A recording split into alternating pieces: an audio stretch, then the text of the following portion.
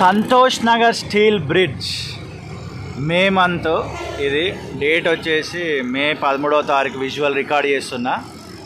Signal పడ్డది and అదే starting point. డౌన్లో పిల్లర్ కనబడుతుంది కదా.